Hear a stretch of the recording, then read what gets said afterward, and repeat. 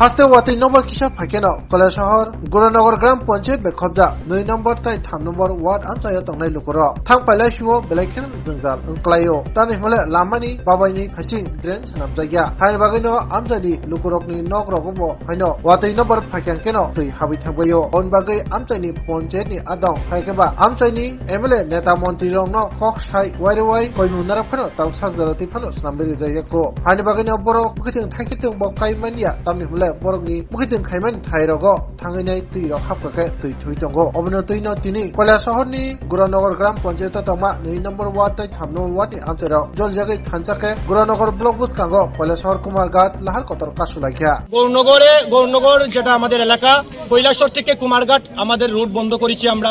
মূল কারণ হচ্ছে দুটো সমস্যা।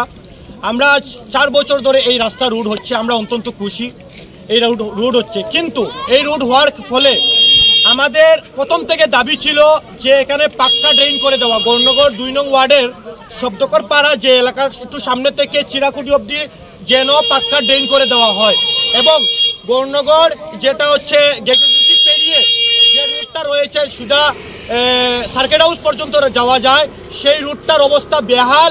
সেই রুটটা যেন অন্তত সরকার সেটা কাজ করে এবং এই ডিপার্টমেন্ট কাজটা করে। এই দাবি নিয়ে 4 বছরে আমরা 50 খানার উপরে চিঠি ডিএম অফিস, ডিএম স্যারের কাছে, এরপরে আমাদের বিডিও মহাশয়ের কাছে, এসডিএম স্যারের কাছে সহ প্রশাসনের যারা আছে সবার কাছে পাঠিয়েছি, এবং আমি নিজে ত্রিপুরা বিধানসভার মাননীয় বিধায়ক টিঙ্কু রায়, আমাদের মন্ত্রী এবং বিরোধী সেনার কাছে চিঠি দিয়েছি।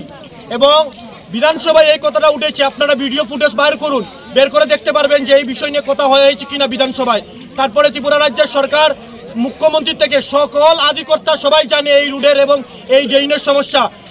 এখানে প্রায় 200 পরিবার আছে যে এই এলাকার পানীয় এই জল জমাটের কারণে 4 বছর ধরে কৃষিক্ষেত করতে পারছে না।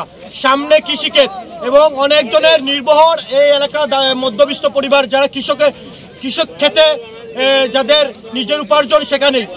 সেই নিরিখে আমাদের আজকের দাবি শেষ বাধ্য হয়ে আজকে আমরা গৌরনগর এলাকাবাসী আমরা রাস্তায় নামতে বাধ্য হয়েছি।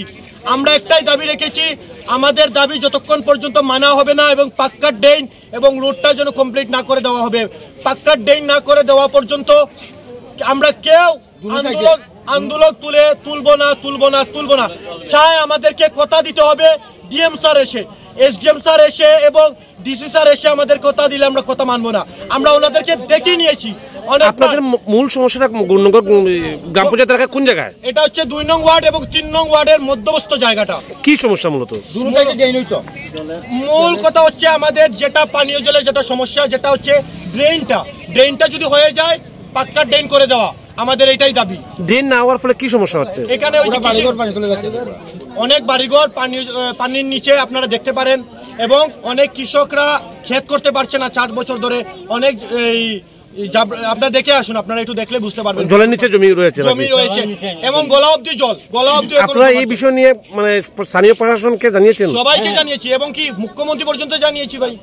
তো আপনারা কি চাইতেছেন? আমরা একটাই চাচ্ছি যে আমাদের গৌরনগরে এই 2 নং ওয়ার্ডের পাশ দিয়ে যেটা 3 নং ওয়ার্ড এবং 2 নং ওয়ার্ডের মধ্যবর্তী জায়গা দিয়ে যে ড্রেনটা রয়েছে সেই ড্রেনটা যেন স্থায়ীভাবে পাক্কা ড্রেন করে দেওয়া হয়। আমরা কথা বলবো, এটা বাকি দেখা যাক কি হয়।